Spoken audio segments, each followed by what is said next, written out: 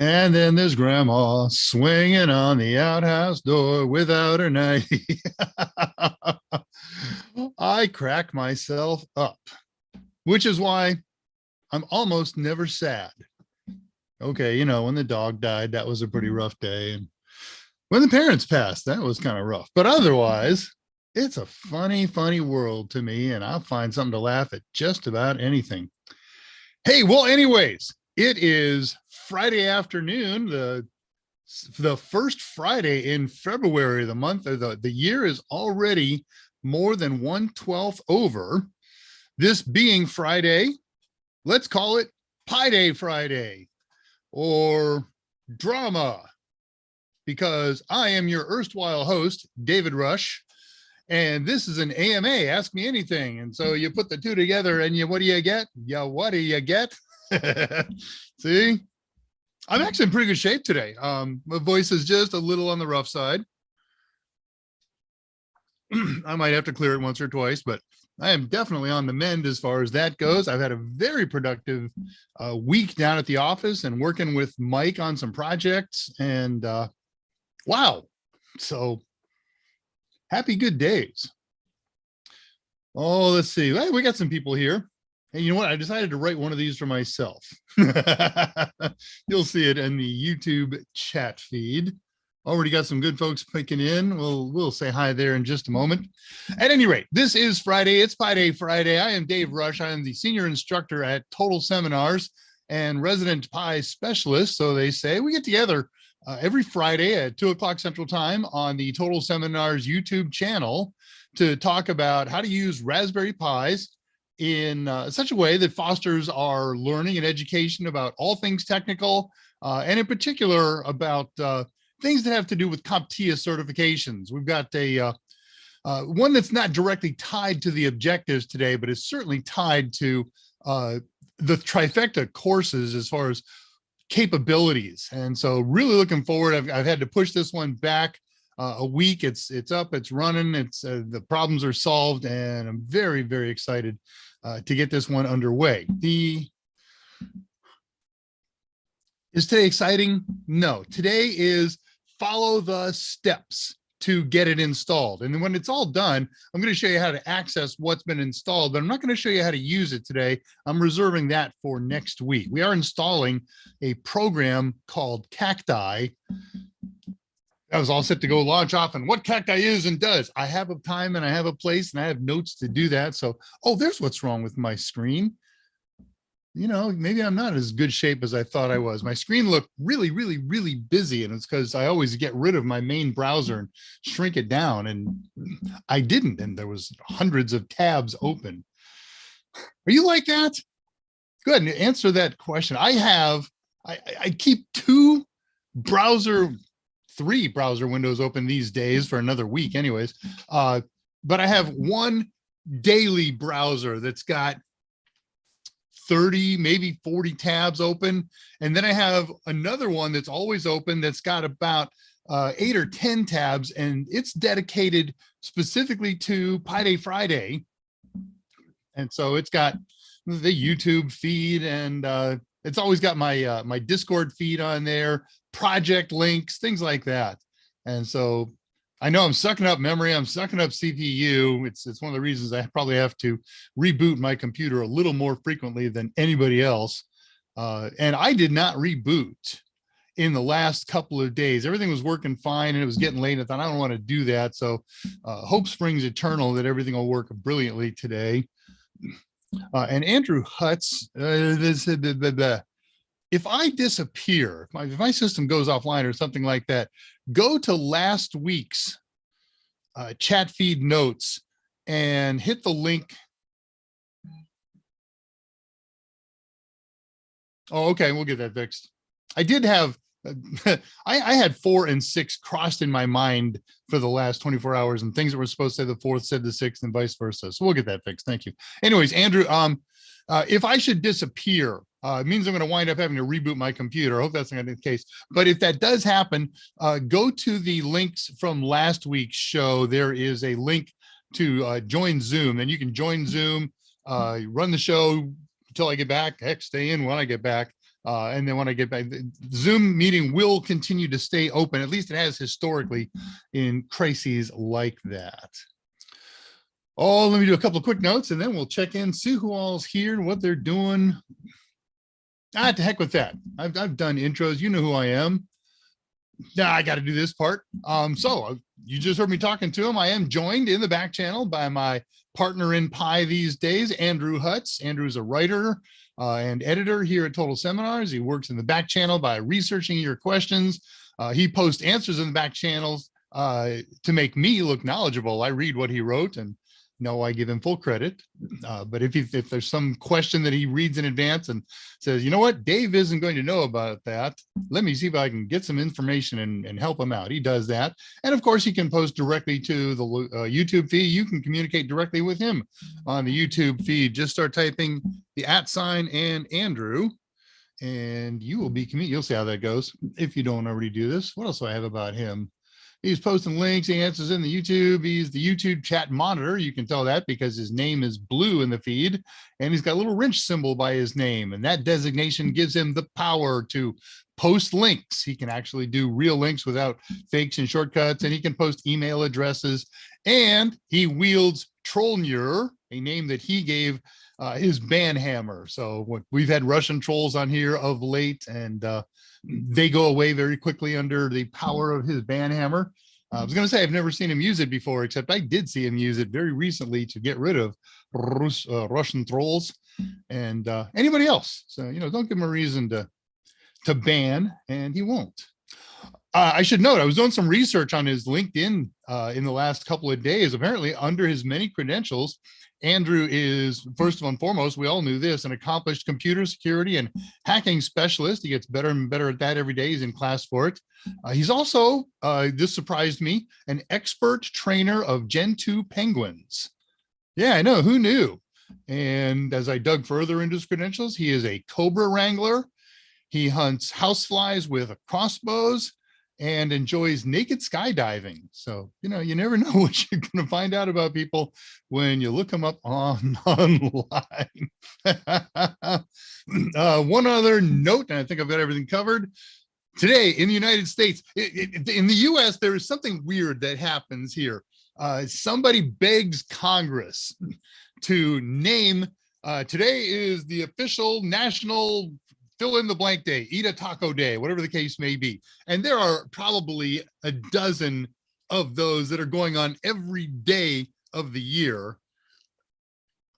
And there's always some place that's interested in posting the most interesting one. Today, the most interesting one is National Wear Red Day. Wear something red. So I had to change up the order of my shirts just to get my most red show shirt. So you know what? I know that there are people among you who track everything about everything. And then, which shirt did Dave wear on an odd Thursday? Wait a minute, that's out of order. So I thought I'd just fess up and get ahead of the game. Yes, I am wearing this shirt out of order, and it will not go back into its regular place in the rotation. It's going to cycle back to number 16 after today. So. All right, let's see who has arrived, what they're saying. Beg your pardon. That's going to happen. But it's all part of the healing process. So Ping, you are indeed first. You got in here an hour before the show started, followed a half an hour later by Tallowit. Good morning. Raymond Quick turned up here 10 minutes before showtime. Hey, everyone. Hey, Raymond. And Will Shaw is hanging out in Atlanta playing with the Sims. So we got to talk about your Cat 3 ILS. I've only flown Boeing aircraft Cat 3. They had 3 autopilots, and our coolest exercise was to fail one of the autopilots before the DH. And there is a way to continue, but it becomes a monitored approach at that point. And it's just a lot of fun. So I'm curious to see, since you're doing it in the joystick airplane. I know you guys don't call them joysticks, but they are. Yeah, leaking that fuel. Yeah, that's the fun part. Set them on fire on final and see how bad they decide it's worth landing and dealing with, or if it's worth going around. Oh, I super scrolled already. Oh, wow. There's lots of people here. Bless your hearts. It's a good turnout today. Goodness. RedTuber's here. Welcome, as is Charlie Schaefer. Thank you very much. Charlie, catch any show next week. Something interesting that kind of applies to you, not personally and directly, but indirectly. You'll see what I mean if you catch any show next week. Andrew Hutt says, welcome to everybody in at 2 minutes prior to showtime. Ask questions. Yes, please. Andre de Goyer, here we go again. Drama feels like someone is missing. Okay, we'll talk about it. It's the 800-pound gorilla in the room. Mike announced this on Monday of this week. You may have noted that Scott was not available last week, and it's true, he wasn't available. He had other things that had to be done. Unfortunately, that thing that had to be done is that Scott has parted ways with Total Seminars. And I don't know anything. I don't know if it's good terms or bad terms. You know, there's rumors in the lower echelons, upper management isn't talking about it. I've actually been to Scott's and he said, you know, we're not going to talk about it. And I said, okay, then. We cracked open a bottle of Irish whiskey. My intent was to get him soaked, but no, we didn't open it. But I did have it with me in the car. But it was we had other things to discuss, and so we did. So sadly, Scott will not be here in the back channel or on camera yet. I don't see any problem with inviting him to participate as a Dave's guest, and he has things to think. And so I'll check with the powers that be, and I'll check with Scott if he would be interested. I think so, but he did tell me when I was over at his house the other day that he fully expects to at least participate on the YouTube chat. So, somebody send him an @ see if he's there yet. You won't see him until he posts something. But Scott, if you're here today, it would be awesome if you would check in. TC is here, a former contest winner. There's other former contest winners that have already been up above this. I was working on files in the last 2 days and remember running across TC's name, excuse me. At 2:01, enable your timestamps with the little kebab on the upper right-hand side of the chat, and you'll know when I'm at and where I'm at.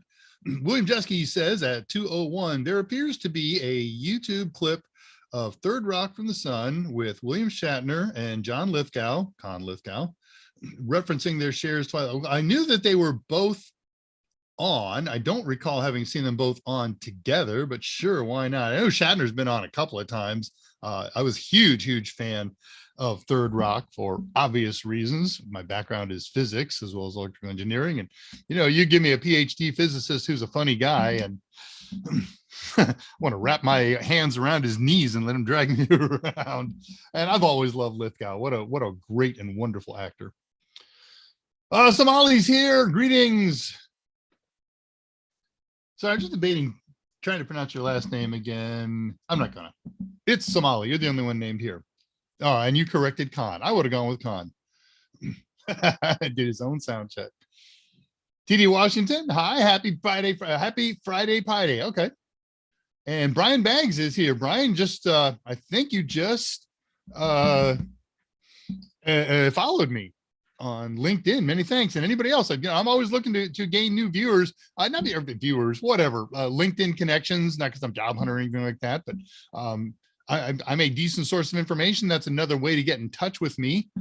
And I do announcements of cool upcoming shows and features and techno tricks and traps and things like that. And I do them on LinkedIn occasionally. So if you would like to gather up that information from you or pick up my posts or something like that every now and again, just look up Dave Rush, Total Seminars. I'm the only Dave Rush at Total Seminars, and you will find me. And I encourage, if you ask to link with me, I will say yes. Solowit at 2:03 talks to Andrew. Solowit catches it. And yes, Andrew did communicate that to me in the back channel. I did it this morning. Okay. I did it early this morning, late night, got up early. I had to do some writing on the class today. And so I make mistakes. I will fix it. The show must go on. Yeah. Even if it has a typo, it says 6 instead of 4. What to do? What to do?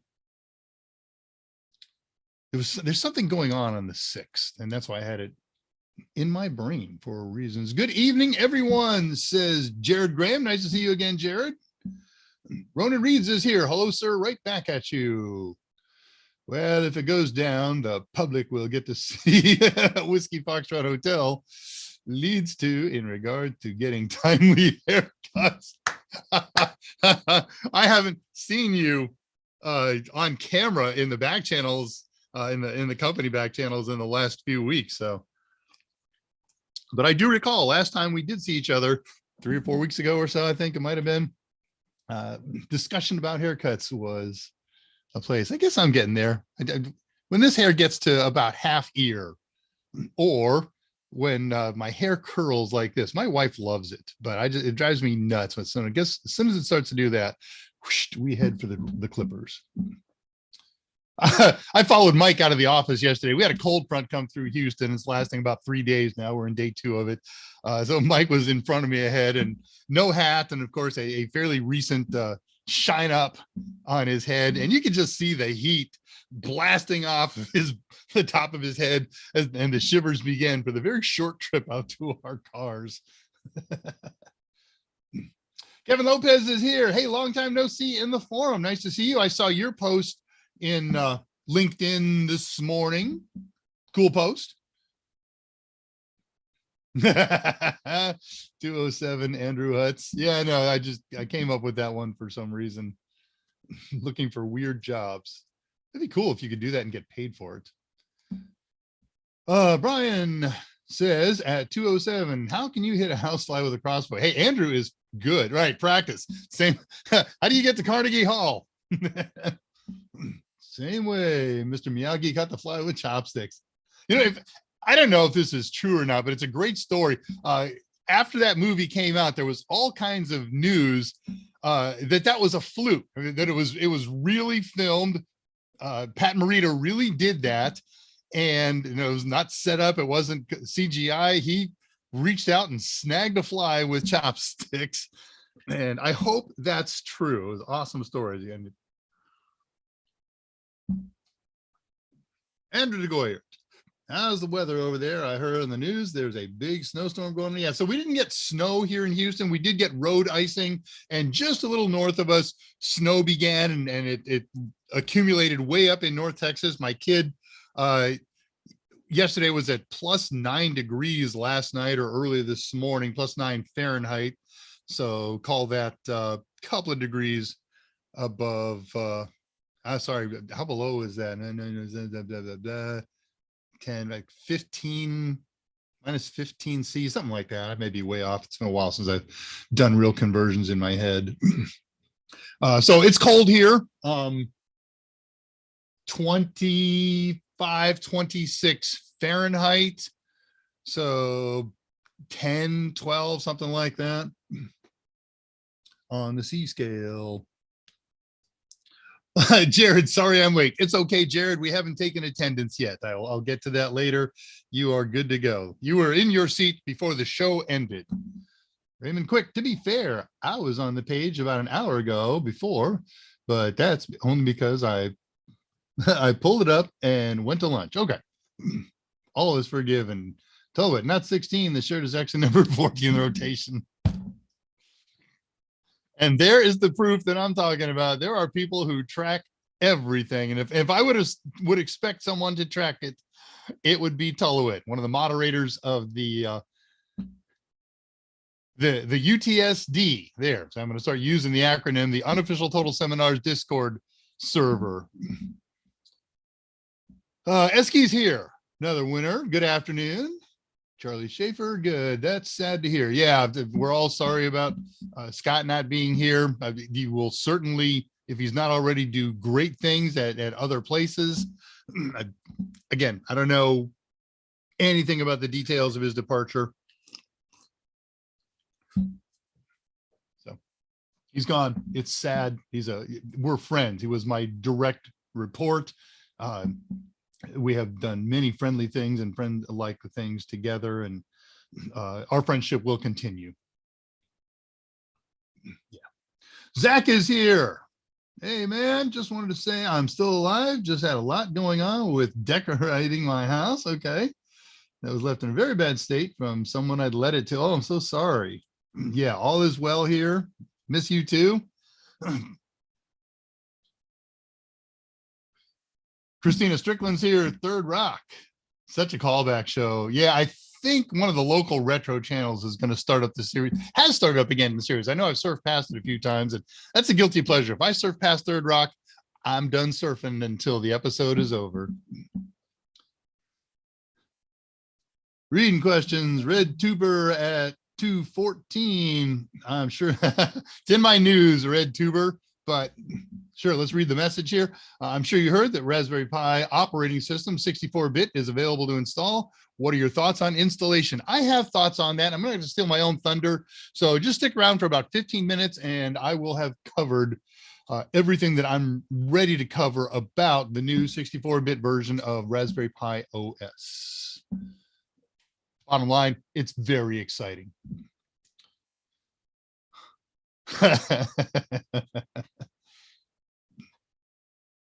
Okay, I was waiting for the super scroll. You can feel it coming sometimes.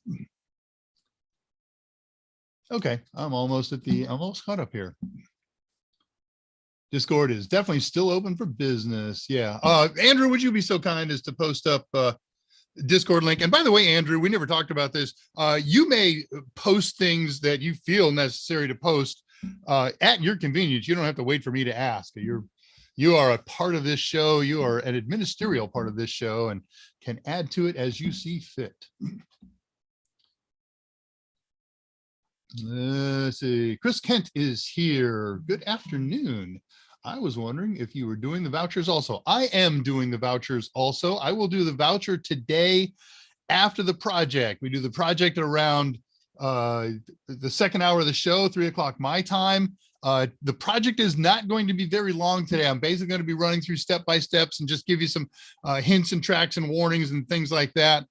And then get right into the thing. I would not expect it to take more than 15 minutes, 20 at max. So by 1:30, we should have, by 3:30 my time, we should have the voucher contest underway.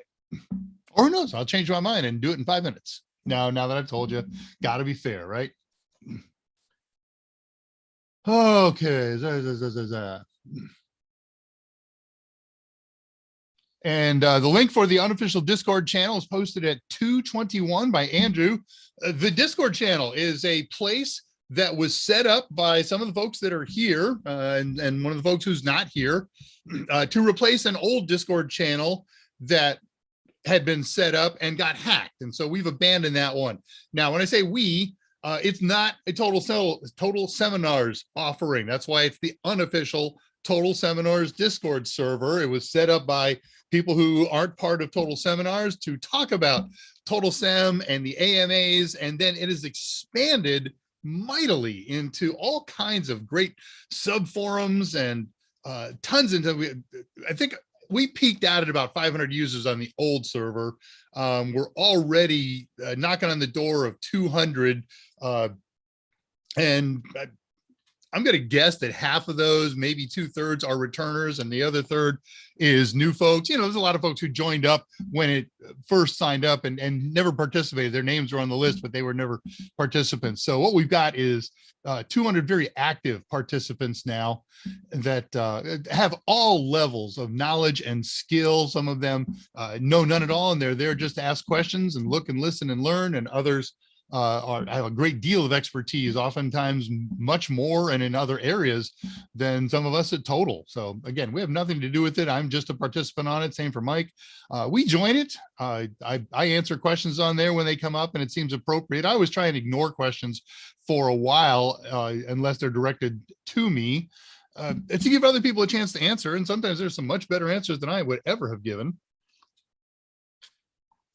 After the AMAs, one or more of us typically gets on with camera and mic, and another handful of folks who are regulars there and new people do the same thing. We encourage you to do the same.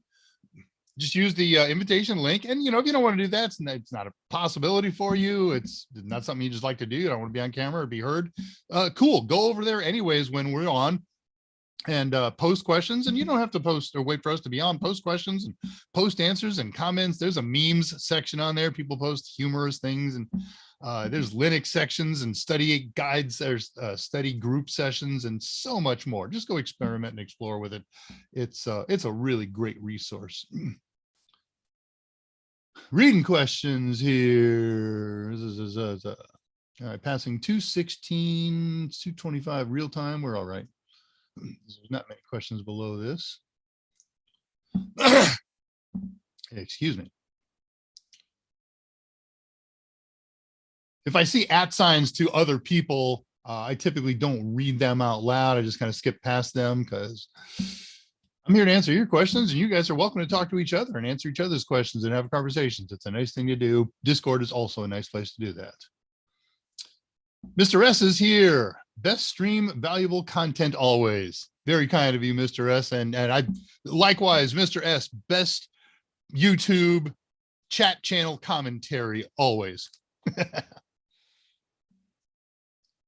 Dave, 32 degrees F is 0 degrees C. Yep.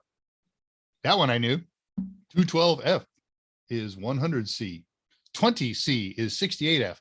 And I used to have a pilot thing in my head where I could just, you see a number and boom, boom, not the formula 5/9 times this and add 32 or subtract 32. I don't do that. I certainly could, but we had a nice little pilot trick, and I have been out of the pilot biz for so long that I just have some key markers, and I've bottom line forgotten it. Take a couple of minutes to research it and come back up, but Jared, more former winners mean better chances. You are exactly right. As Jared points out, when we get to the voucher, we tend to add a little bit more weight to respondents who have not won a voucher in the past. Brian Bagg says, I only learned about you guys recently when I started watching Mike Comptia videos, and I'm a student in so I'm trying to win a voucher, although I enjoy the show too. Yeah, so you get 3 times a week to try and win a voucher. If you haven't won, your odds are better and better every time.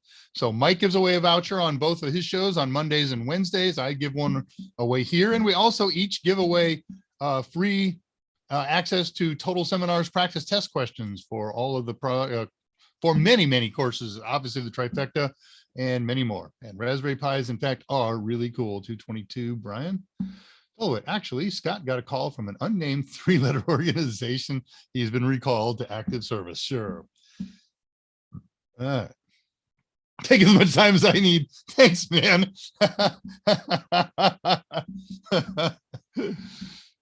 After N+, I'm stuck between Sec+ and CCNA. Unrelated, right? With Net Plus, you have half of CCNA done. So CCNA is a very easy, relatively easy accomplishment after Network Plus. Sec Plus, and Sec Plus is something you do if you are pursuing a career that's security, cyber oriented. If you're not going to do that, it's not necessarily an appropriate tool for you. But everybody should know something about security these days, and Security Plus is a great way to do that. Getting to the end of the questions here. My best friends, boyfriend's brother, his cousins, uncles, nephews, niece's roommate, which makes us absolutely nothing. Heard from this guy. Yeah, okay. About Scott. Thank you. That's what I get for start to read a Tullowit post out loud before I've actually read the whole thing. Shame on me.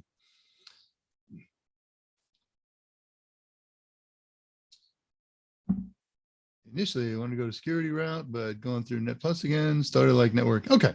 I am caught up on the questions at 228 with Jared Graham's last commento. So give me a chance to head over to my notes and see what cool things I have to add. So what are we doing here today? We're here to advance technical training and learning, all isolated during the COVID crisis. This is drama number 78. And our anniversary, I checked just for hoots, is going to be in August. Mike's 2-year anniversary doing his AMAs is going to be in March. I think March 30th, give or take. So I'll talk to him Monday or Tuesday. He and I will both be in the office then. Well, I know he's going to be in the office Monday doing his show. But I will talk to them and start making plans, if there's any to be made, to celebrate his anniversary show. I don't need to read all that junk. It just adds minutes and times. And most of you have heard all that stuff. We'll do it every couple of weeks from now on. Contacting us. So this is an AMA and you're doing it right. You're asking questions, you're commenting to each other, and that's awesome. If, however, you can't, maybe you're not watching this live, maybe you've got a message that's more than 200 characters, the world's full of maybes. Well, there are other ways to contact myself, Mike Myers, Andrew Hutz, anybody at Total Seminars. Share screen. There's the share screen button. And all you have to do is send me an email. By the way, if you are a regular downloader, man, are you kidding me? Of course. No, okay, it's shared. Geez, I thought it wasn't going to share for lack of reboot. If you are a regular downloader of my archive documents every week, we couldn't get them last week because port forwarding didn't seem to work. Port forwarding does not continue to work this week. And so what I want you to do, if you want my archive documents, send me an email and just say, I want the archive documents from, give me the date of the show last week and this week, or the first times they weren't available. And I will send you them in a zip file and you will have them. And you need them today. Very sorry that because the tutorial that I'm going to show you is wrong. It's got 2 problems with it. And so I had to rewrite it to make it work. And so if you want to install Cacti today, I will find, I'm working on 2 approaches to get my content accessible again. Maybe I'll set up an AWS server. I have another web server that exists out there for my side hustle, but I could make a little page on there that just holds my archive documents. So I will work on that. But in the meantime, until that happens, because life is very, very busy now with Scott's departure, the workload changes. My workload is going to skyrocket. I'm already doing a lot of writing this week on some new content for the new book. And I'm not a writer. I write, but I'm not a writer. And so, but I get a lot of words on paper. At any rate, contact me, Dave R at totalsem.com, because I am Dave Rush and I work for Total Seminars. You can do the same thing with Andrew Hutz. He's Andrew H at totalsem.com, and Michael Myers, right? Michael M at totalsem.com. If you want to communicate directly with him. Oh, I forgot to, I edited this sheet, but I haven't fully edited out. Now my heartstrings have been tugged at. You know what? I'm going to reshare that just to take care of other pages that we can while we're at it. There we go. What's up on here? So Andrew posted the link to the Total Seminars Discord channel. If you're watching this, weeks from now, this is a permalink. It doesn't change every week like on our old one. So just do a screen pause here and got to type this in the way it is. It's case sensitive, but that is the link to the Total Discord channel. If it doesn't work, it's not because it doesn't work. It's because Discord is having a problem. Just wait an hour or 2 or a day or whatever and try it again later or next day and it will work. It's not going to change. If and when it ever does change, I will put the word out and the world will hold its collective breath. And if you haven't already, Andrew, feel free to post the specials this week. We've got 3 days worth of this week's specials available only to you folks who are watching this. This code does change every week. It's going to change Sunday night, Monday morning, whatever that is. But we've got bundles that are comprised of an ebook and a matching set of total tester questions. If you pick those 2 items for A+, thank you. Andrew just posted this at 2:34. You can copy paste it, but get 2 items that are for the same certification. So the ebook for A+ and total tester for A+. Put those in your basket, which you will get at www.totalsem.com. And then when you check out, use the code TAPE. In general, I pick an event in history that's on Monday.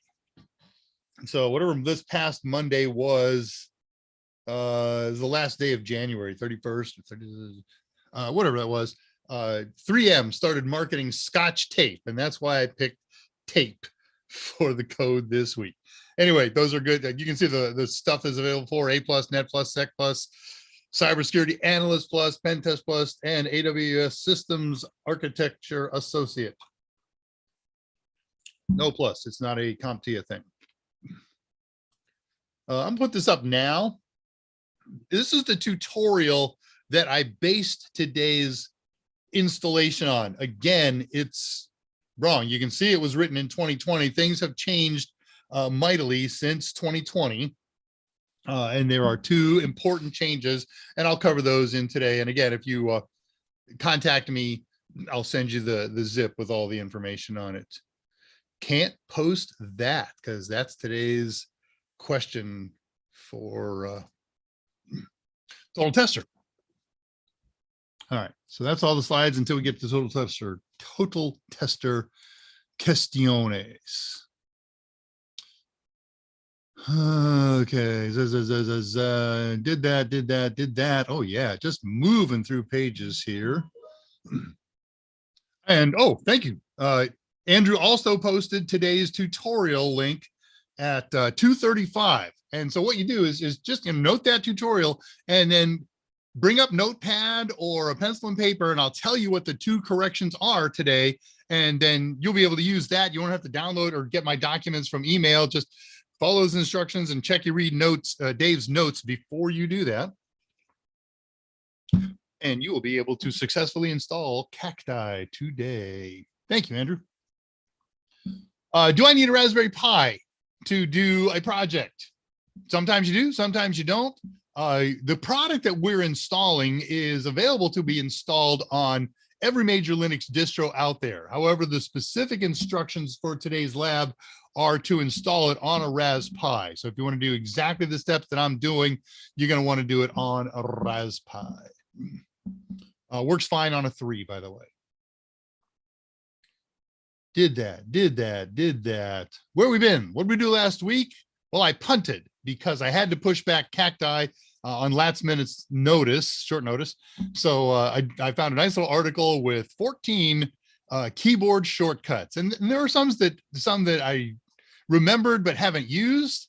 And so I've been using them again. And wow, they're great. They're lifesavers. And there were some that I never even knew about. And I've used those, though. I'm back into lots of keyboard shortcutting.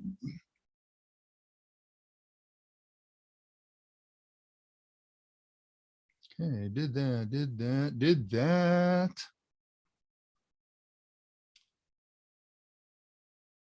Oh, okay. I understand my notes there. All right, let's do some questions, and then I'll come back and talk about news of the week. Beg your pardon.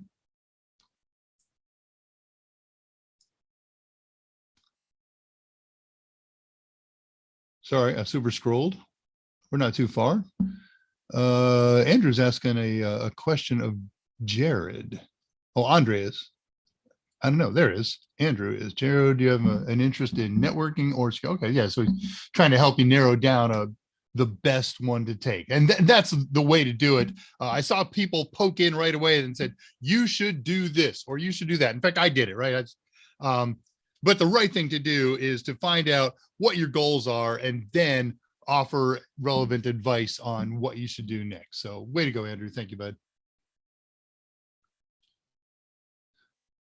Andrew DeGoyer is talking to Tulowitz says to me, not space. It was? I thought I did a Spaceballs quote. Oh, you did it. Okay, you did the Bueller quote. I converted into a Spaceballs quote. Because I am one of the last people on Earth who has never seen Ferris Bueller front to back. Pieces here and there. My missus and my son love it, have seen it many times. They quote to each other. And I just assume when they're quoting to each other, oh, is that from Ferris Bueller? Because I just don't know. Worthy of note, however, that Cameron was a captain on one of the Star Trek movies. Did Scott Jernigan leave? Yeah, you missed the announcement. Scott has gone to greener pastures. He is no longer with Total Seminars. I have down at my lower level here, I am an individual contributor, a peon, an Indian, to use the old term. And I'm not privy to what happened or why. And again, I've gone to Scott's house and he said, we're not going to talk about it. And so we don't talk about it.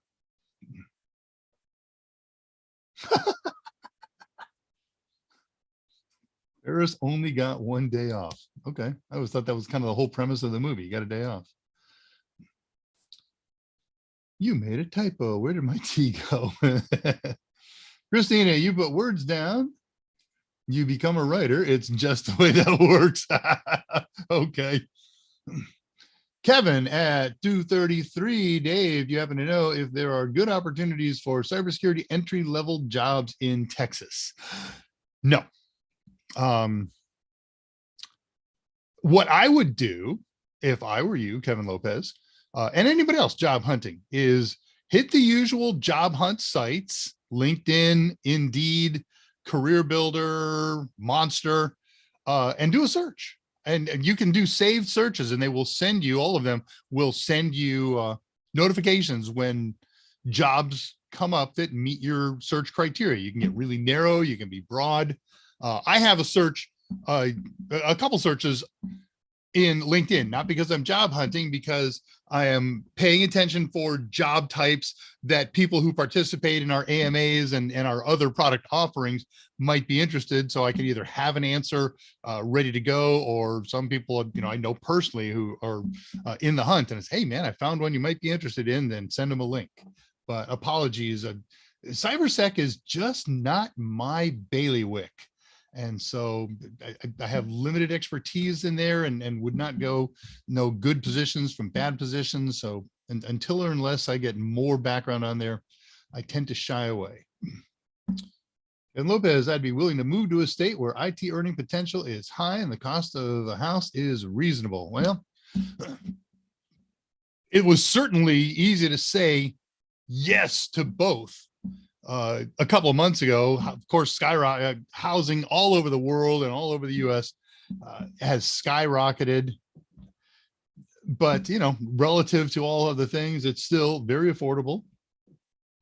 And I'm very glad I moved here. I've been here almost 30 years now and cannot think of any other place in the nation that I would find attractive. And I get calls regularly. I am of small celebrity, but people know me in between the LinkedIn. And, hey, how'd you like to work for us out in? Nope. We're offering you a lot of money. Nope. Let me work from Texas and we'll talk. Just kidding, Total Seminars. I'm not leaving. I don't want to leave. I like it here. I do like it here. See, when you say it like that, it's the sincerity just drips through, doesn't it? Oh, Siegfried here. I missed him. There he is, Siegfried. Hey, man, 234. So Siegfried is, I think, officially the owner of the current UTSD. Unofficial Total Seminars Discord. UTSD. That's like University of Texas, San Diego. That's good iced tea today. We had one warm day early on this week. And so the missus took our iced tea jug out and said, let's celebrate it. Hi, potato slice. Yes, I can roll my R's like that all day. And I'm not from a part of the world where they roll R's. Jeremy Parker, hello everyone. Mr. Dave, has anyone used the Wi-Fi pineapple from Hack 5? I have not personally used it. We have ordered one. Did we use it for our, I think it came in and we used it in our Net Plus class, and it is around the office. Now, really cool tools like that wind up on Mike's hand.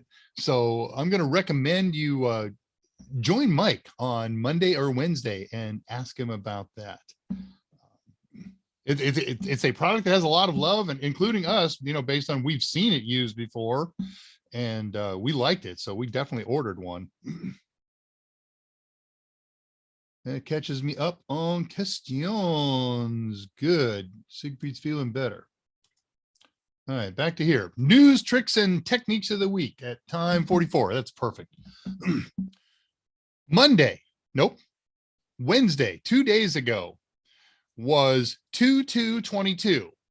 One of my favorite days of all time, along with 3/3/22 and 4/4 and all the way up until 12/12. Because no matter what part of the world you're in, if you do month, day, year, or day, month, year, you can just say 2/2 and you're right. So it's a universal date. It is also in the United States, excuse me, and because of the movie, Groundhog Day. Second, I don't know if it's always February 2nd or if it's, the second Monday or of whatever it is, but there it is. So it's Groundhog Day. So, okay, two noteworthy things about 2/2/22, right? No, that is not the most noteworthy thing that happened that day. And it was brought up earlier by YouTuber 3.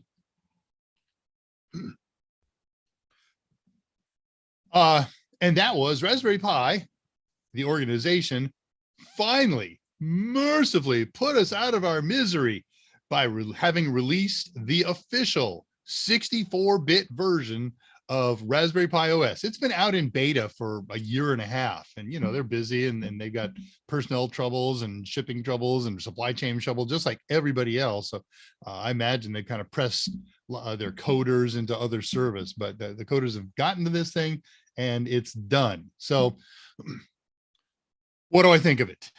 I have used the 64-bit beta version on several installations and have been happy because the things that weren't done didn't impact me. So, okay, that leads me to believe that it's probably good.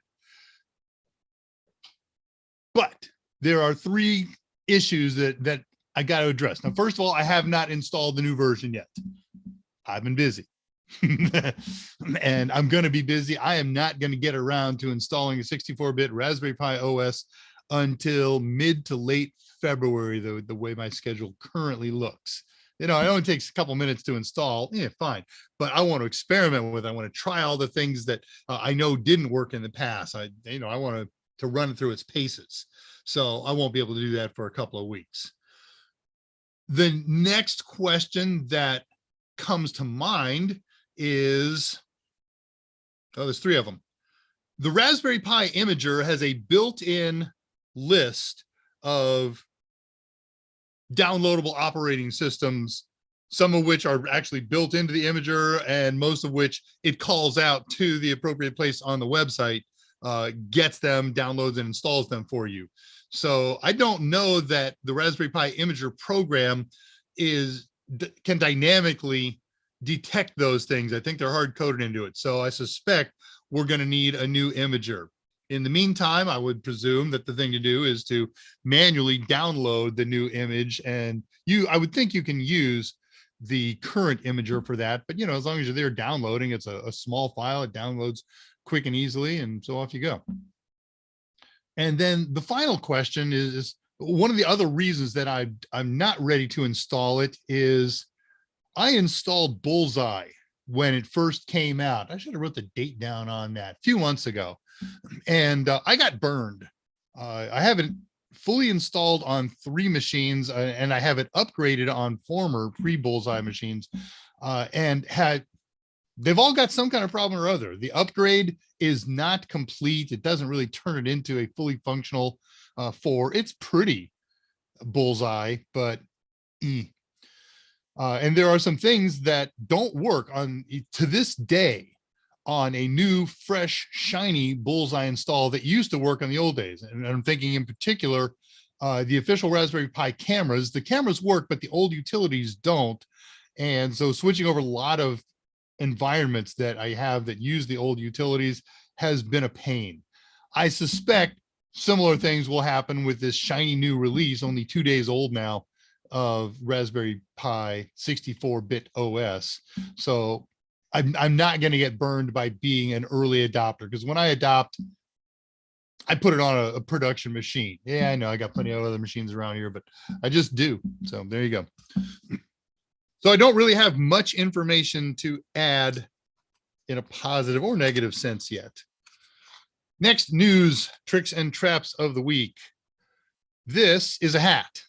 It is not for the Raspberry Pi. It is for, oh, wow. I wasn't expecting that. I didn't open this yet. It just came in the mail yesterday. This is a hat for a Raspberry Pi Pico. This is a Raspberry Pi Pico on a breadboard experimental box, but they're standalone. And so this guy goes on top of here. And what do I have? I have a Raspberry Pi Pico with an Ethernet port. And that makes this an ideal expansion tool to turn a Raspberry Pi Pico into, well, all kinds of things. There's all kinds of reasons I might want it to communicate with the outside world, but IoT is kind of the big focus of having an embedded device that is able to talk to the outside world. And the way I got this is I went to the company. They had, I guess you can't call it a contest, but they said, hey, submit your ideas on a project that you would create if you had one of these. And if we like the project, we'll send you one. And you can develop that and, just let us put it on our website and things like that. So I have a project in mind for this that I've been working on the Pico for a while. I'm not doing Pico projects with you guys. I've got a couple really, really, really simple ones to introduce you to the process. But that one, that's just my project whenever waking moments present themselves. And by the way, if you want to buy one of those from the company, they're only $10. That's a pretty cool thing. Okay, I mentioned this before.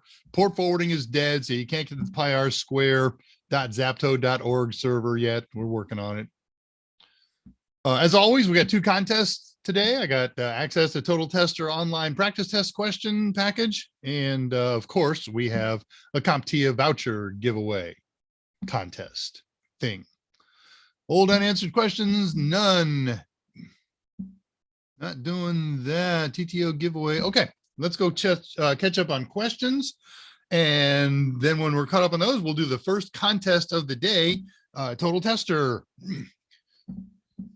If you are concerned about having won Total Tester in the past and that impacting your ability to win vouchers, it does not. You can win multiple Total Testers. Now, I have people that are beginning to hoard Total Testers. I appreciate that you know that, but there's 2 problems with that. Number one, from the day that we issue them, they're good for 90 days. So, if you've just won one this month and won one last month, you've got 90 days to use and take advantage of both of them, or 90 and then another 30 on one. You get the idea. It just does you no good. And we're not customizing and saying, don't enable this one for another 3 months. No, we're not doing that because somebody else could be using that right now. And that's kind of the point of my little rant here. Don't hoard them. Okay. 1 or 2 is plenty until, you're long past. Give other people a chance. And I will be giving other people a chance. If I recognize your name as a frequent winner, I may not see you first in my list. You know how that goes. You understand. But you can win multiple times. And I don't mind if you've won one before. Just don't eat them all up. All right, I left off at around 237 with potato slice. I was going to say tomato slice, which would be pretty cool. So let's catch up on questions. Looks like about 2 pages worth. That's not too bad. Jeremy Parker did that. Okay, we talked about pineapple. Don't feel bad. I finally saw it December of last year. Okay. I'm presuming that we are talking about Ferris Bueller.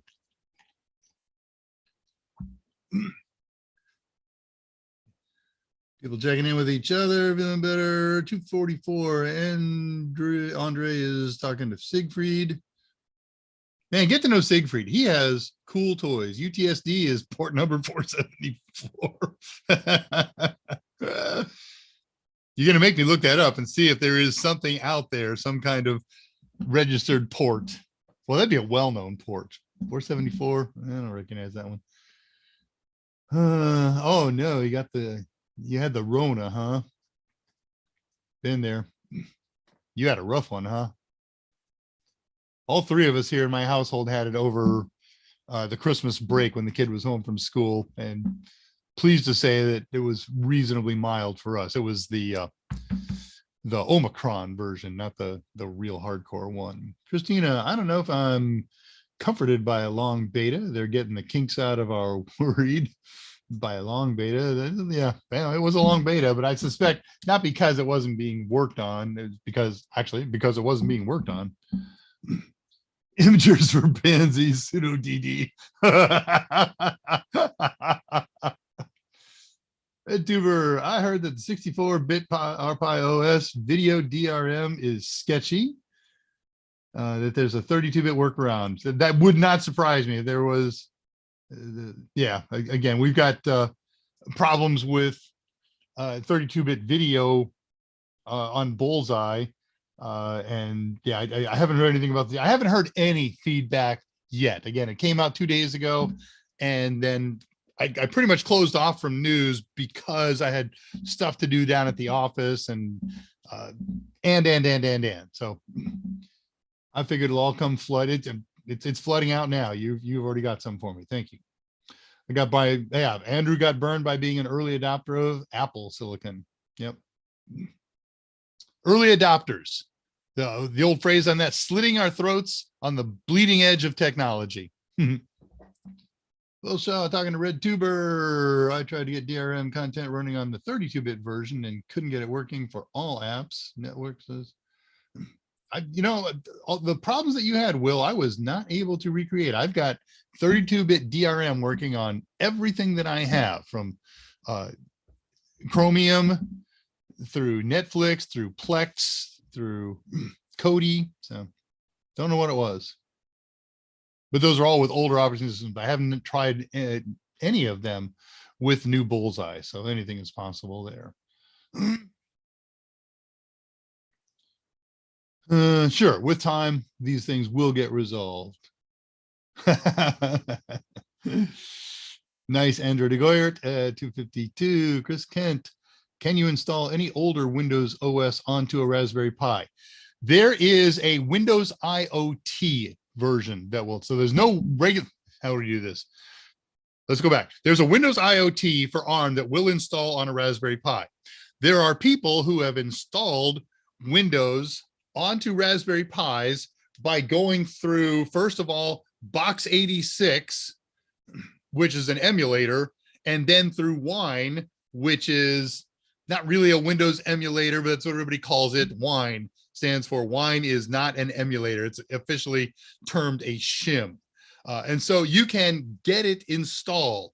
It will work, but dog slow. So no, not in any practical way. And Microsoft at this point doesn't seem to have an appetite for developing it. They're spending much more of their efforts developing WSL, Windows Subsystem for Linux, which is x86 oriented, and not much reason for them to develop for Pi at this time, is my interpretation. Reading questions. Will and RedTuber talking about issues with 64-bit Pi. You passed already, huh? Siegfried, I have cool toys. You do have cool toys. Probably one of the fun ways to put it. Microsoft 2022 data center came online officially as of late last night. Congratulations, man. One of the few people you will ever meet who has a data center running in their home with Synologies. I don't know if that's plural or singular. Man's got at least one Synology. All right, last question on my feed here, and then we're going to talk about a contest. And it's not for me or anybody else except for Will, so back that thing off. And yeah, cool. We're just about beginning of the second hour. Good time to do a contest. Then we'll do the Cacti install. We'll catch up on some more questions, and then we'll do the voucher contest. So we're going to give away 90 degrees. I'm ready for 90 degrees here. 90-day access to our Total Tester online product. You get to pick A+ or Net Plus or Security Plus or whatever. We got a lot of different offerings in there. We're going to do that today. I'm going to submit it to the nice folks tonight. If you win, you must send me the complete and correct and accurate email today. because otherwise it won't get sent until next Friday, because I can't hold up the other people's for somebody else's. I know that means we have to answer faster than the people who win earlier in the week. Yes, you do. Sorry, it's the nature of a freebie. But these are really cool. They're fully functional. The test looks and acts a lot like the real Comptia exam. The only difference is we write the questions, we write the answers, we write the explanations. So unlike all those fake stuff out online where people copy and paste, hey, I found this question online, what's the right answer for it? I don't know, contact the author. We don't support other people's stuff for a lot of reasons. One of them is it might be a real Comptia question, and we're not allowed to discuss known real Comptia questions. We certainly can't publish them. So, but these are our questions. They are, however, brilliantly written in such a way that if you know all of our test questions, you're gonna have a very good chance of doing well on the associated real Comptia exam, because we've all taken the test many, many, many times. We've seen the questions. We know the topics. We know a lot about them and have a good job at closely recreating them. So previous winners are eligible, just don't have won a bunch of times. Today's question is going to be a multiple choice, and I'm sticking with my theme for one more week, maybe 2 more weeks. See how that goes. A plus 220 1002, the core 2 exam objectives.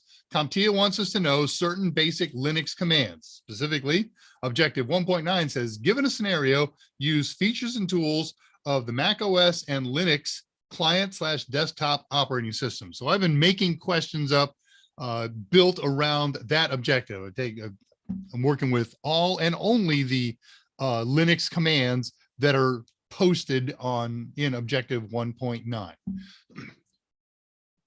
You may submit one answer, and let me put the question up for you. And then what you're going to do is you're going to give me an answer. It's not an A, B, C, D.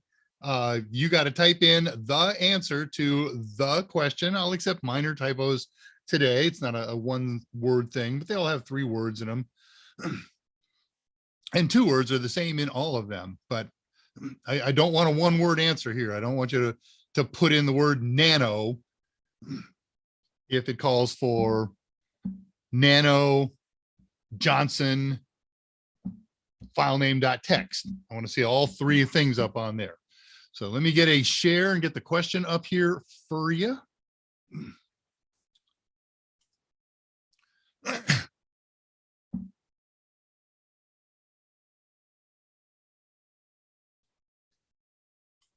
Sorry, working on setting the share up. All kinds of utilities running on my machine. Oh, that'll be bad.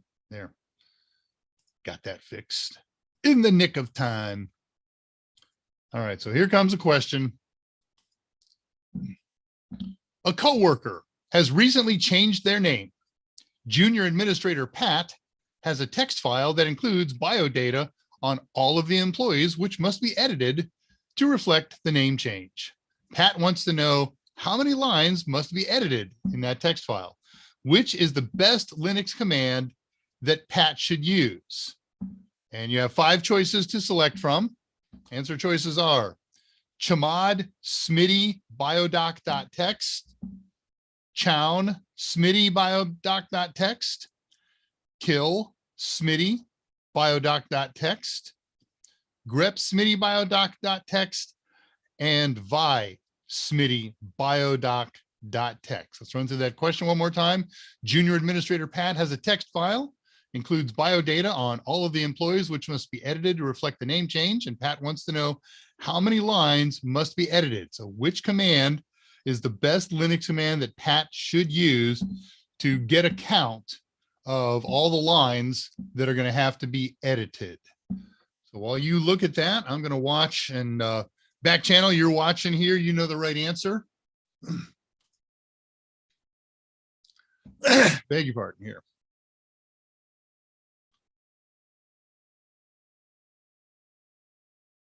Okay, there's the questions. Jared, the answer is not, oh no. I'm going to look and see what I missed here before. Just a few weeks, red tuber, Andre. I'm doing practice exam on my other screen right now. Way to go. Okay. Very nice. Oh, this is fun because sometimes people post the right answer and everybody posts it, and it's a race to see who got it first.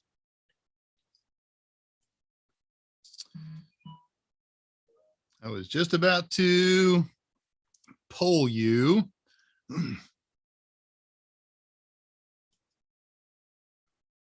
I kind of thought that would happen. It was another piece of brilliance. Who do you show on the back channel? Andrew Hutz. I got somebody, I think. I misread the question and says tomato slice. Lots of good guesses out there.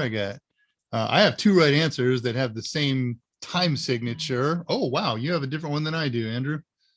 Let me see if I can find that one and see how we agree. Make sure in live chat. Biodiversity.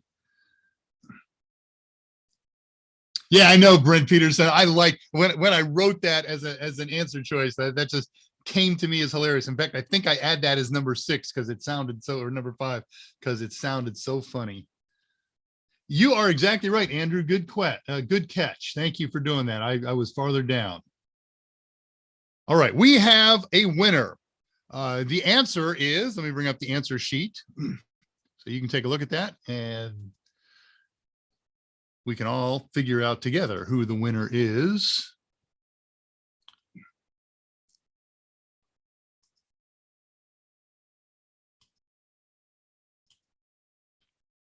Okay, here's the answer page. grep. Grep is the command that searches through text files and outputs lines that have text that match an input pattern. So we would say something like grep new name Smitty, and then the file name, and it will look through that file for any and all instances of Smitty, and it will post those result lines on the screen. Yeah, you can make an argument for Vi, but that means you got to bring up Vi and then you got to search within Vi. That's not the best way to do it. There's definitely a better way. So both Andrew and I agree that the winner is at 303. Man, I have the worst font on my system. I can't tell if that's Temateo Solomon or Terateo Solomon. I apologize for that, but I'll have it right because I'm going to copy and paste this into a document.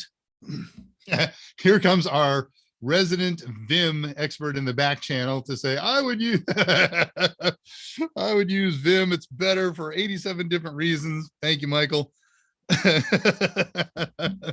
I'm going with my answer today. That's the nice thing about being the host. Right or wrong, I get to be right. Okay, so let's put this winner in here. What is that? That's voucher winners. Okay, I did that. So the winner goes here. There we go. Save that file, and that's done. So what you need to do, now I can look at it here with a readable. Okay, it's Temateo, T-E-M. Is, Andrew, would you post the how to claim your TTO winner thing?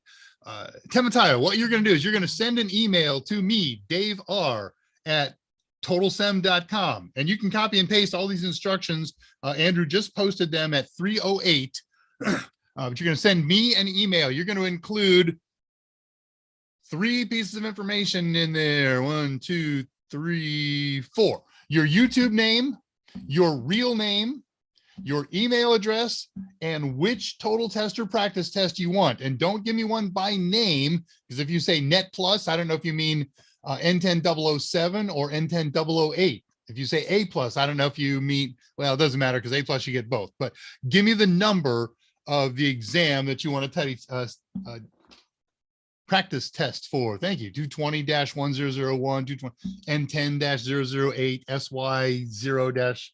SY0-006, whatever you get, 60, whatever it is, 601. That's it. Send that to me and I will get that sent to the appropriate people tonight. And they will get it Monday morning because they're going to get it after 5 o'clock.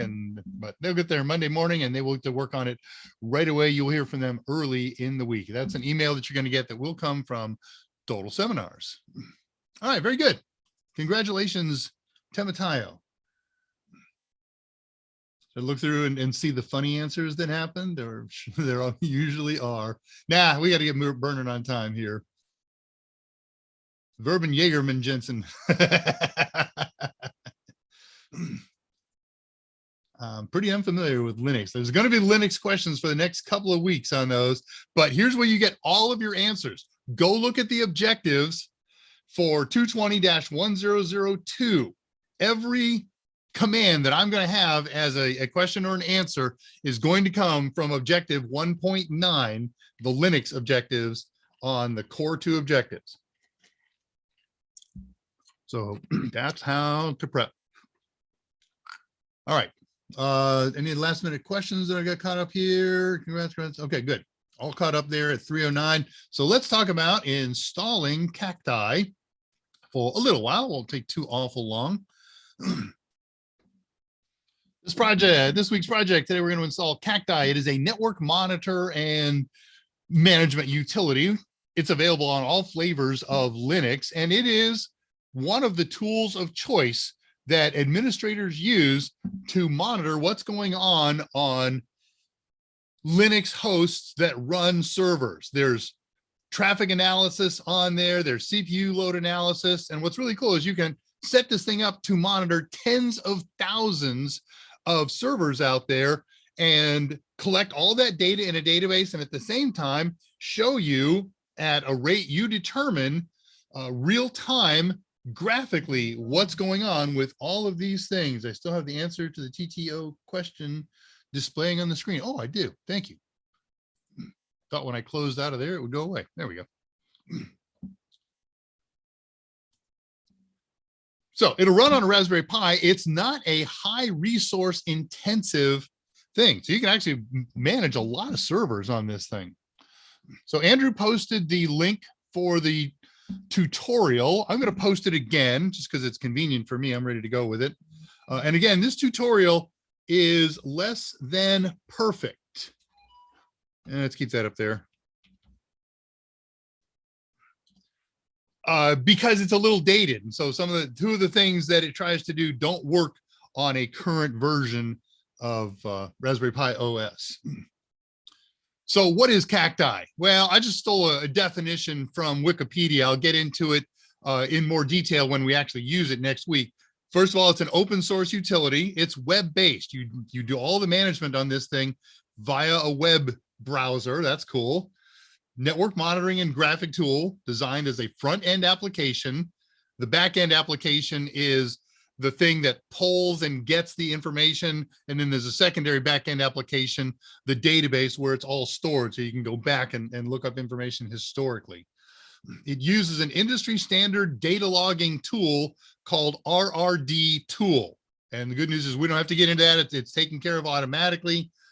So all we got to worry about is getting Cacti and the database installed and configured. It's easy stuff. So Cacti lets you define how frequently data gets pulled on which servers. So it's very customizable. This server is really busy. I want to know second by second. This server is not very busy. I'm good with every 30 seconds, every minute, every 10 seconds, whatever makes you happy. And you can even set up view values for specific users. This user gets to see this list of servers. Maybe this person's in charge of them.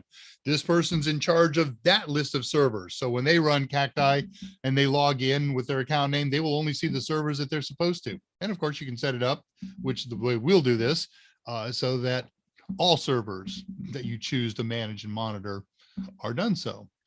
So we can monitor all kinds of real-time metrics, CPU load, network bandwidth utilization. We can even monitor what's going on switches and router interfaces and things like that using SNMP, Simple Network Management Protocol. So there's a lot of things going on here. And I'm not going to read it all to you. You can get it from my notes if you email me.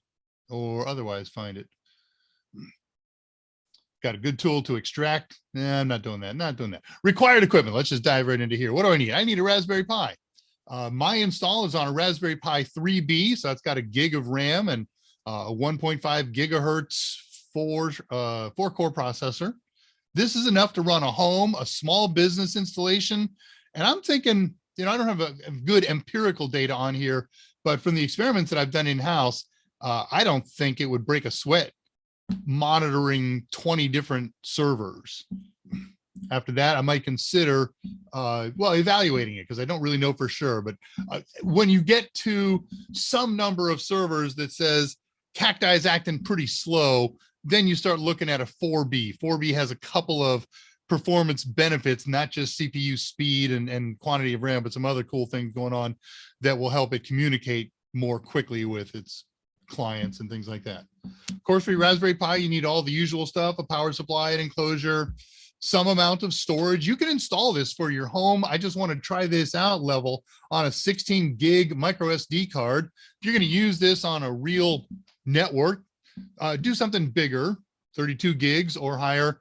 And if I'm going to, whenever you want to create a Raspberry Pi as a real honest to goodness production tool, micro SD cards are not the tool of choice. Of all the storage media out there, they are the least reliable. They're going to fail more quickly than any other device. So we've done episodes. You can look back through the archives and find out how to boot and use a flash drive. That's better than a micro SD, a hard drive, an SSD, even an M2 externally. And all of those are better as you go up.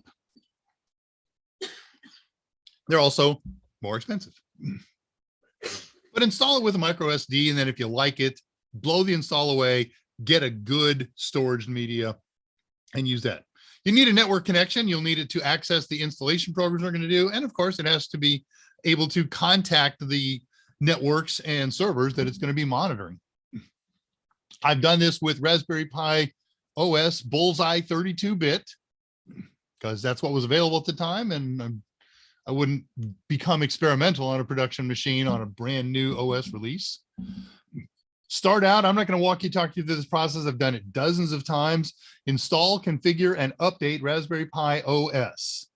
You can run it after that or during it, headless with SSH or Putty, or graphically with VNC, or of course you could use a physical keyboard, mouse, and monitor.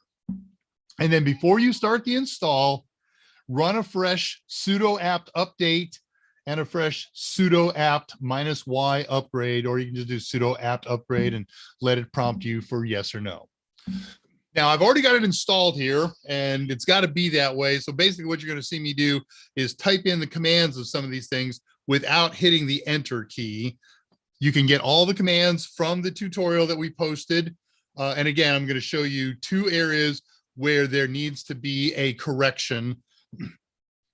And that's the quickest, easiest way to do this. So just take notes here. So let me get fired up on a server. What should we use? Let's use Putty today. Yeah, I can use that. Putty. Let's see. That's over on, no, I don't want it on that one. I want it on this one. 192.168.1.121. And log in as Pi, password Raspberry, Raspberry. I know you can't see it yet. I haven't shared it yet, but here it comes. Share screen. Oh yeah, this is definitely the way to do this. Just realized what a good thing this is. That solves a problem that I always have. And now I realize I don't have to have that problem anymore. And I just got to do a little bit of screen shuffling here. Now, can I move this? Yes, I can. Oh, how very nice. Let's move that down there. Okay, we're ready to go. So we've done a fresh sudo. What's the one problem that you just have? The fact that you're an idiot. There. I still have my cursor in my outline document and I started to type in sudo and it just overtyped what I was doing. So here we go. So what we just did, let's do a clear screen on here, was sudo apt, or if you prefer apt get, that's what Linux what Comptia expects us to do. Update, you can enter on that, or you can say, and then with a pair of ampersands, sudo apt or apt get upgrade. Now, if you do that, it's going to prompt you, hey, I got this many things to upgrade. Do you want to do it? Yes or no? You could head that off at the pass with a -Y. And we'll use one of our keyboard shortcuts and make this go away. Control U. Boom. Okay, gone. So now it's updated and it's upgraded. If you're keeping your system reasonably well up to date, that will all happen in 5 or 6 minutes. And now we do sudo apt or apt get, if you like, install Cacti. And it's going to buzz Cacti with an I. It's going to buzz, grind for just a couple of moments. And before it completes, it's going to say, you have choices here about which web server you're going to install. The way the tutorial was written, it plans on using the Apache 2. So I think Nginx pops up in there and Apache 2 pops up in there. At least for this tutorial, use Apache 2. There are cool things that you can do with Nginx that you can't do with Apache 2, but none of those things do we need to do with Cacti. So doesn't matter. And then it's going to continue on. And then here comes the first, it's not wrong, but there's an issue. And I don't know what the heck happened the first time I installed this, but before this installation process completes, it's going to install a database server. And the tutorial says it's going to install the, watch this, MySQL database. It will not. It's going to install MariaDB. MySQL database is owned and licensed by Oracle. And right now, and for years, they have allowed free usage of it in many instances. And in many instances, they have not. And they're kind of notorious, at least their reputation, for suddenly changing their minds. And if you've got MySQL running and you get the word down, hey, that's we're not allowing free usage anymore, send us money or uninstall it. And you know, good rule followers that you are, you would uninstall it. Or worse, you would start sending them money. And so, as with everything in the Linux world, somebody created a command for command, code for code clone of MySQL, and it's called MariaDB. And there's a couple other pretty close clones that are kind of cool. But the system, when you try and install MySQL, is going to install MariaDB. So you can follow their instructions step by step. Just be aware that MariaDB is going to be installed, and it's a good, fine SQL database. Every command that you can use in MySQL works in Maria. Everything that you do works exactly the same. Even most of the output messages. About the only thing that's different is if there's an output message that refers to MySQL, it'll say MariaDB instead. All right, so at any rate, the MariaDB SQL database is going to start installing, and at some point, you're going to be stopped and prompted for a password, which you must set. Now, this password, there's no limitations on the thing, if you, except for no password. You got to give it a password. So if you want to make it 1 character or 10 characters, if you want to make it strong with special characters and uppercase and lowercase, by all means. And if you're going to use this in a real production environment, or if there's any chance that it would be exposed to the outside world, make it strong. For myself, I thought when I did this the first time that I typed in my usual everyday password that I don't care if escapes into the wild, because I never use that for anything that's secure. But when I went to use it later, it just failed. And I had to contact the author and make sure I was using the right one, and which account that was used for. I'm going to answer that question in a second because it's going to matter. And he gave me the information that I wanted, but it didn't help me. And so I came to realize that I probably typoed the password when I put it in. And you don't get to see the password when you put it in. It's one of those situations. So I was able, fortunately, to find a way to reset the password. As long as you've got real keyboard and monitor access, there's a way to blow away the old password and reset it. So note your password that you set here on the SQL database. It's going to apply for two different accounts. One is going to be the root account for the SQL database, not the root account in your Linux computer. SQL database has a root account. And there's also going to be an account that gets created along the way called admin, all lowercase, same password. So whatever password you set here, note it down. Andre DeGoyer, I am looking at you. Captain, I set the password, but I forgot what it was. I had to reinstall everything. Write it down. And don't just write it down. MariaDB password for root and for admin is big bold text and a sign in your front window in case you ever forget it. Okay, so I got mine set. Remember your password. Remember that it's case sensitive. Maybe that was another issue. Maybe I accidentally had my keyboard caps locked. I don't know. So it's going to work for MySQL root and for the Cacti admin account. Now, from the time you start sudo apt install Cacti, assuming that you are Johnny on the spot, selecting Apache 2 when the time comes up and setting the password, my install on this Raspberry Pi 3B took 17 minutes. So little less, little more. Okay, let me show you the next problem. The next step is the next problem. Come here, you. Oh, stop it.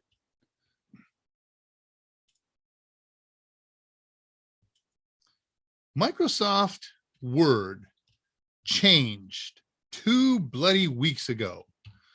And the change, I got to figure out how to turn off some of these features and making this really tough. Anyways, the tutorial says the next step you're going to do is not that, is this. And don't type this in because it's what we call wrong. Control C. Now we come over here. We right click. There we go. It says sudo apt install librrds-perl. That's the thing that goes out and pulls information and collects it. libzip4. Don't care. PHP, PHP JSON, PHP zip. Here's our problems. PHP 7.3 and PHP 7.3 zip. The current version of Linux Bullseye doesn't have PHP 7.3 in it. It has 7.4. And if you try and do that, you're going to get 1, 2, 3, 4 error messages related to those telling you why they're not going to work. So what you got to do is change everything that says 7.3 to 7.4. Yeah, and that will fix all the problems. Switch over here, Control U. There we go. So this is the actual command that you will put in. Sudo apt install. All those same first things were same. And then down here we got PHP 7.4 and PHP 7.4-zip. Control U. And that installs altogether successfully in about 1 minute, just under. All right, the installation is done. Now what we have to do is create the database. We've got a database engine, the Maria database engine, but we don't have a database. And so for that, I'm going to show you a little bit of this because this is kind of cool. So following the tutorial, it says the next thing to do is run the MySQL command. That works. The MySQL command is the same command used in real MySQL as MariaDB. -u, that means user. And here's the user account we're going to log in as, and -p, prompt for the password. So, okay, enter. And what's my password? It's the password that I set when I log this thing in. Sorry, when I set one during the install. And here we get a lovely set of messages, a couple of which I wanted you to be aware of. Okay, yeah, there it is. The first one. Okay, so welcome to MariaDB Monitor. This is access to the MariaDB server. All commands that you type in here and in any scripts or things like that have to end either with a semicolon or a /G. And there's reasons to use different ones. And I'm not going to do a SQL Server database class today. We will use semicolons on the end of all ours. Note that we have a help command here. We can do either the word help, /H, or /C to clear current input. So help is help. And again, it's a command, so it's got to have a sem at the end of it. / commands don't have to have sems. The next thing that we're going to do is to create. Oh, do we get a connection ID number on here?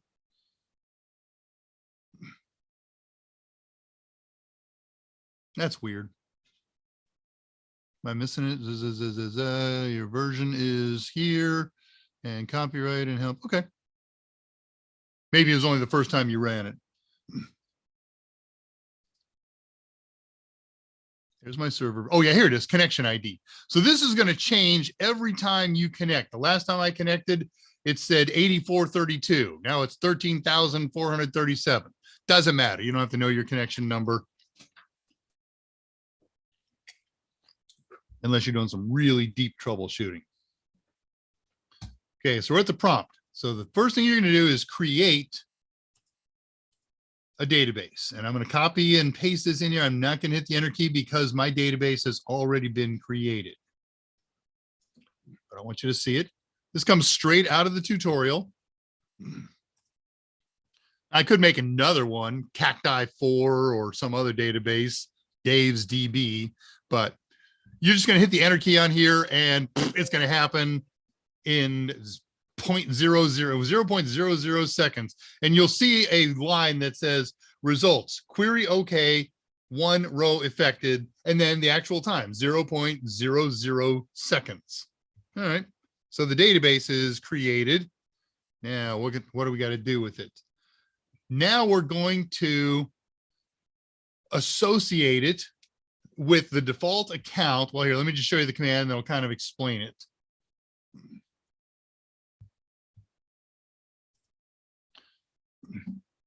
So we're going to grant all privileges on cacti.star. There's other files that got created in addition to some file called cacti.db. And you can see it says that we're going to use an account name called cacti user. So you can use that. And that's what a regular everyday user should use. There's also an admin account. And that'll be fine because it always has all privileges. So we can run this command as we like. If you want to use a different username here, cool. But, excuse me, that user is going to have to exist. So you're going to have to make it with the usual user add utility or add user in some versions of Linux. And bottom line, just hit the enter key on here. And this cacti pass, it's going to prompt you for one, or if you don't, this will actually be the password. It's going to create a cacti user, and it's going to create a password called cacti pass. So already done that. Control U to undo the command. And you'll get almost the same results here. Mine said query okay, 0 rows affected, 0.04 seconds. Now, whenever you make a change in permissions, you have to get rid of all the old permissions. The change doesn't actually happen until you reset everything. And so what you do next is you just type in the command flush privileges. It's a command, so we need a semicolon at the end of it. And now the next time we run it or access it, the new privileges will reset to whatever we just did. So, okay.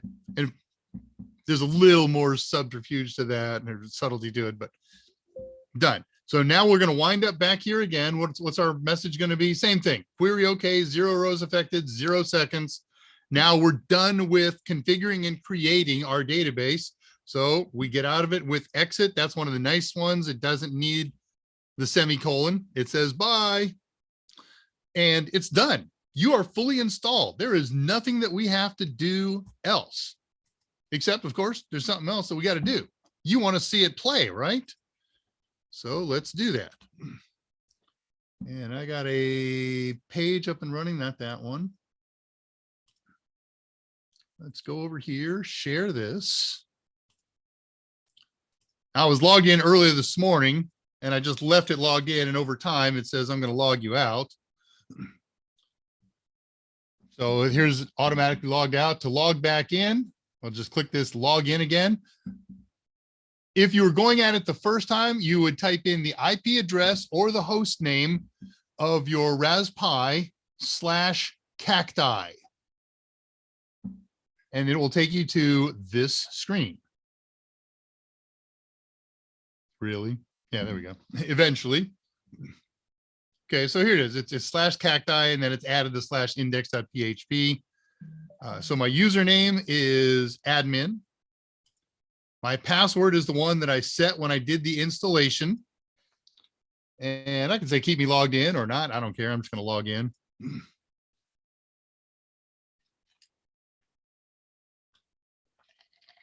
A little slow today. You are now logged into Cacti. And it is next week that we'll go into what we can do with this stuff. But the install is really simple. The bottom line, it was about 5 commands and answer a couple simple questions. And it's going to take you in total, if everything works perfectly the first time, about a half an hour or so. If things don't work perfectly the first time and you mess up the password, then you're going to have to go find that, fix it thing. Just send me an email message. I have it documented somewhere on how to fix a lost SQL database password. And here's where we're going to configure what servers we're going to watch, what aspects on those servers we're going to watch, who can watch them, things like that, how to collect the data, how to view them in a graphical format. It's really cool. It's really simple. And that, my friends, is installing Cacti. It's a very simple thing to do. Why do I want to install Cacti? Because if you are going to pursue any job that includes network administration, you are going to encounter Cacti, and you want to be able to say, sure, I've seen it, I've used it, I've installed it. I may not be an expert at it, but I am familiar with it. And Michael makes my banners, Michael Smyer. And every week I tell him what the name of the program is going to be next week. And so I said installing Cacti for this one, and whatever's for next week is another Cacti thing. And he did his usual yeoman service. And I didn't expect that because Michael likes to get creative. You might have seen the Christmas banners that we do. He puts hats on me and lights around, Christmas lights and things like that. And I was kind of expecting something like that on this banner, and it didn't happen. And so I kicked him off a message expressing shock. And so not only did he add a cactus to the my banner page, you'll see that when we're not running the show, but it was the Cacti logo banner. So enjoy that as much as I did, I hope. Okay, let's look at the questions that have popped up. And oh yeah, okay, I did that. And then we'll do another contest for a voucher.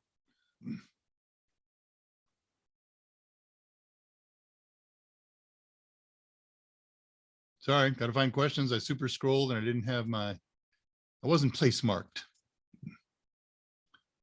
But I'm pretty close to where I was. Steady Shark, wait, if you win this voucher and want to use it for A+, you get both. No, so that contest, Steady as Shark, was not a voucher contest. That was Total Tester Online. And our Total Tester Online package for A+ has both Core 1 and Core 2 content in it.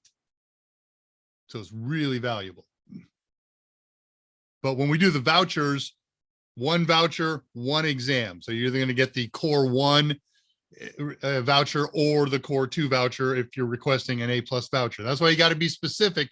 If you win a voucher today and you want one of the A+ ones, you got to give me the number of the A+ exam that you want a voucher for. Okay. Yeah, Stadia Shark, you have won a voucher in the past. Oh, you meant the exam vouchers, not the practice test. No, practice tests have both. All right, let's beat that to death. I joined in night before the contest started. Yeah. Will Shaw, I never really realized micro SDs were that unreliable. No, you didn't waste it. The bigger they are, the longer they last because they don't continually overwrite the same thing. The problem with micro SD cards is the read-write functions on their cells has a much lower read-write cycle than all the other flash media and certainly hard drives and SSDs. So nothing wrong with a terabyte micro SD. Will Shaw. Did I cover everything here? Oh yeah, that got them all cut up. Okay, what did I do? I only forgot the password from my Apple VM, which took weeks to get working. I thought you forgot passwords on another one somewhere, as I recall. I may be wrong. As you know, I have the memory of a gnat. I don't remember where I got my last meal from. All right, well, that's caught up on that. That means Andrew Hutz in the back channel, if you will have the how to claim message already up. What I always do is I just copy and paste from the colon on, and then I go insert the winner name when I'm ready to hit the big enter key. Going to my notes here. What do I need to do to talk about notes? Oh, goodness. Lost everything. There we go. Did that. Here at the end of the lesson. So we're going to do a contest to give away a Comptia exam voucher. These exam vouchers are not ones that we bought and are giving them to you.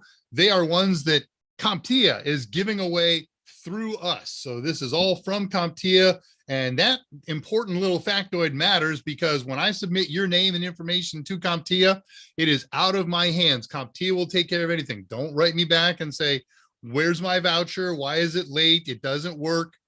Contact Comptia. Minor exceptions to that, but if you've heard from Comptia and you're having a problem, contact them back. If you haven't heard from them, hey, make sure you check your spam buckets. Okay, I've had a number of people with lost ones, and Comptia does not want to be pestered by us, and we do not want to pester them. That is a great fear that we carry. Write them again. Hey, check on Fred's. They're going to get tired of hearing from us doing all this double checking. Give it a couple of weeks because otherwise they may stop this program, and we love it. And you guys love it. Sorry, got something stuck on my thumb. There we go. All right. So if you win today, whoever the winner is, you're going to send me some information that Andrew's going to post on here and I'm going to tell you about. You must include everything exactly the way I asked it for. If not, I'm just going to send you back an email that says incomplete. Please resubmit with correct information. And you can copy and paste the correct information from the info that Andrew is going to post on here. Okay, I'm not going to babysit you through it. We're almost all adults here, and you can follow instructions. You know how to copy paste. All right, this voucher is good for any Comptia exam except CYSA. That's one of the incomplete, you got it wrong messages I had to send out this week. I don't know why. Because Comptia said it's not available. So there we go. It's not available. I've done a follow-up with them. I've gotten no response, and I'm not going to pester them. It is what it is. I know I'm sounding like a hard case here. I'm sorry, but just trying to deal with these issues that keep coming up continually. I got 4 winners this week. 3 of them I had to send back and request more and correct information, things like that. 1 person totally nailed it. So please be the 2 people who nail it. For Total Tester and for the voucher today. I appreciate that. So the process may happen very quickly. You may hear from Comptia very quickly, or again, it could be a few weeks. Don't panic until you get into 2 months. Something else that I missed on here. Oh yeah, where can you use this exam voucher? Anywhere in any country that Comptia exams are offered. There are a few countries where they're not. So we'll have to work out what to do about that. You'll have to with Comptia.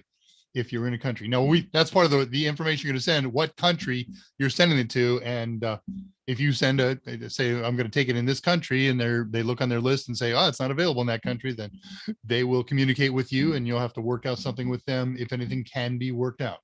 Contest rules. I'm dragging this out. Sorry. No previous winners of vouchers in general. We make it as fair as possible. but the order that you may see what your answer posted may be different than the order that Andrew or I see. That's the nature of YouTube. So be it. Winner that I pick is the winner that wins, right or wrong. And I'm human. I make mistakes, but not many. This man, we're doing that. Okay, so the contest itself today, I'm using a pseudo random number generator from online. I'm using randomnumbergenerator.com in case you were curious. You are going to be able to post 5 guesses today. They cannot all be in the same post. They must be on different posts. The first person to get closest to the number that was generated by my pseudo random number generator program without going over will be today's winners. Again, you get 5 guesses. Here's the range that you're going to guess in between, and then you may start submitting. The range is between 1,000 and 2,000. So your answer should have 4 digits in it. All right, here we go. Let me see some answers start appearing in the chat feed. I think the chat feed is closer to real time than the actual show. That's why we always panic when no answers yet. Can you guys hear me? Yeah, you can hear me. All right, I'm watching answers come by. I see the closest answer so far, but that doesn't mean it's going to be the right answer. Come on, you. There we go. Let's see. Oh, is that one closer?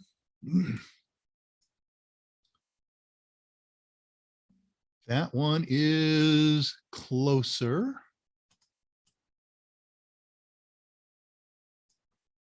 I'm afraid to guess, says Andre de Goyert. There are 2 people who posted exactly the same guess, which is just sheer coincidence because I know second person didn't see the first person's in advance. Oh, this one's closer yet. You guys are zeroing in on the number. Holy Hannah, how close is that? Oh my God. There's a person in here who is within 10, except it's over by 10. And you're going to go nuts when you see it.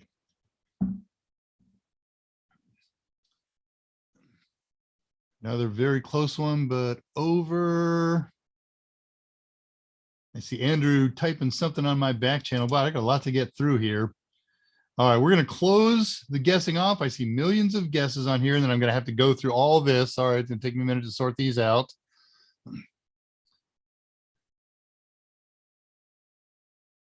All right, I'm going to take the last guess that I received as Andre de Goyert's guess of 11:18. If you are posting after Andre de Goyert's guess, we're done. So I'm not going to look at those. Now I got to go up and find the winner. Andrew thinks he's got one, but he hasn't said the name yet. I lost the one that I had highlighted. Wow. No, that one's over. Oh yeah, that one's over. Got to get closest to without going over. Oh, I see somebody with the same name, but a different number. That's within 7. Yeah, okay. That's the one I see. Okay, we have a winner. Let me save this to my handy dandy little files where this goes. And I will expose the winner, the winning number. The winning number was 1342, 1342. And we believe that our winner is Chris Kent at time 3:45 with a guess of 1335. Somebody had 1352. But heck, Chris Kent would have been closer anyways if you get that. So Chris Kent, congratulations. You've won a Comptia voucher for anywhere in the world. Andrew is posting the how to claim right now. He'll tell me the timestamp in just a moment. And meantime, I'm going to read it off on what needs to be done. Show notes up here. Okay, Andrew just posted claim information at 38 minutes past the hour. What you're going to do is you're going to send an email to me, Dave R at totalsem.com. Copy and paste this from the form, from the YouTube chat. In the body of the email, you must have all this information: your YouTube name, your real name. If you've used a real name with Comptia, give me that name. Same thing for your email address. I cannot take your email address from the header on the email. It needs to be in the body. And again, if you have an email address already registered with Comptia, give me that one. Which total tester exam, sorry, I said which total tester, which Comptia exam that you want, using the number, not the name, the country where you're going to take the test, and if the country is the USA, you must also include your state. These are all mandatory pieces of information that Comptia makes me collect. They won't accept a submission from me if it doesn't have all that. I won't accept it from you if it doesn't have all that. So way to go. Congratulations. Excuse me, to Chris Kent. Way to go. And I think that winds up this page. Let's go. We got about 10 minutes left here. Anything you want to talk about is fair game. We can close it up 10 minutes early if something hasn't come up. Let me go look over and see what kind of wacky things came up. Pennsylvania 65000. I didn't have to look at the name. I just looked for something wacky, and I presumed it would be from Tullowit, and it is. Now, if you think you got a righter answer than that, I apologize. It's how it goes sometimes, but I'm thinking we pretty well nailed that. That was a heck of a very close guess. What's this one? 13. Yeah, there was a 1346 by Chris Kent. You were kind of dialed in 1340s there, huh? All right, a lot of good stuff in there. 1117, that was the one Andrew had. 1943. Yeah, I am definitely using random number generators. I've used numbers that I like in the past that have meaning for me, but people are starting to figure out who I am and what I do and what I've done, and they're starting to guess things like that. I flew the 757 and 767, and so 757 and 767 have appeared as right answers. So I don't do that stuff anymore. I went 1336, but passed. Oh man, wow, that would have been so cool. Yeah, but you'd had to pass, huh? All right, very good. Well, let me go see what's in notes then. I don't see any new questions coming up. See if there's anything else that I want to talk about. Next week's show, we're going to do using Cacti. I'm not going to do a real in-depth show on it. I'm just going to do a tour of it. I'll set it up to monitor one or two of the servers that I've got web servers running on. I'm not going to show you how to set up SNMP. That's way above and beyond anything that we need to do for any of the trifecta stuff. But if you're interested in SNMP, you'll have enough background that you'll be able to do that. Time permitting, upcoming episodes did that. Yeah. And then in the evenings, I am now going to start working on learning Nessus. And we're going to do Nessus sometime, hopefully in February, if not early March. And I have lots and lots and lots of other goodies on tap. I had this thing here, this note. Why did I do Cacti this week? So we could say later in episodes, yeah, we did the Cacti stuff in February instead of doing one on the last day of January and the first day of February. Then I'd have to say, oh yeah, you want information on how to use Cacti? Look at our episodes in January and February. Yeah, that's the reason that I pushed Cacti back. It wasn't because I was having trouble making it work. Such a lie. Mike's show this Monday. Oh, wow. I didn't update that one here. That's okay. He doesn't have a particular feature in mind. He's going to do open Q&A. And he and I were doing some stuff yesterday, and we were talking about how we can share studios and tricks and traps and things like that. And we got it all kind of ironed out. And then he said, well, there's something I haven't told you, because this was a topic that actually came up early in the week. I want to split the studio with you. I said, great, here's my challenges. And I don't think he paid full attention to that, because then he followed up with that question yesterday. What did you say the challenges were? Why can't you do this? Because I have, and I explained it, and he said, oh, okay. And I said, but look, I can work around that. We've got some alternatives, and I would very much love to share a studio with you. And he said, okay, well, it was actually kind of pointless for me to ask, because The studio I want to share with you, they told me we can't use until or unless something else happens. So never mind. So for the moment, I expect Mike to be in the same studio that he was in, that little office studio, on Monday and Wednesday, and I will still be parked here at my house until or unless that stuff changes, and it will. It's just we've got a couple hoops and folks to get through. All right, last check for questions. And if we don't have anything that I need to deal with, we're going to close up shop with 5 or 6 minutes left in the show. Looking at questions, stand by. Not that. This is what I'm going to want in a bit. Oh, wow. Okay. All right, Andrew Hutz, Chris Kent. Yeah, so Andrew Hutz posted what you need to copy and paste at 348. Chris Kent, I will really appreciate it if you be one of the few people who nail it on one email. I think Chris Kent cheated by TARDIS. Yes, he was traveling in his phone booth. You know, I never looked up the etymology for TARDIS. What does TARDIS mean? Is that English for what we call a phone booth, or is it a traveling machine? I'll have to look into that. Somebody will know while I'm doing this. Oh, thank you, Zach. Nice line. Reading the last message here, 96% on the practice test with assistance. Nothing wrong with that, which I did not use. Okay, so it's 79% on the practice test without assistance. Wait a minute, if you didn't use it, how would you do better or worse with or without it? If you don't, but whatever. Look, the goal of our test, in order to say I'm ready for the exam, is 85%. Okay, so if you're getting 79%, run through it again. It is not a bad thing.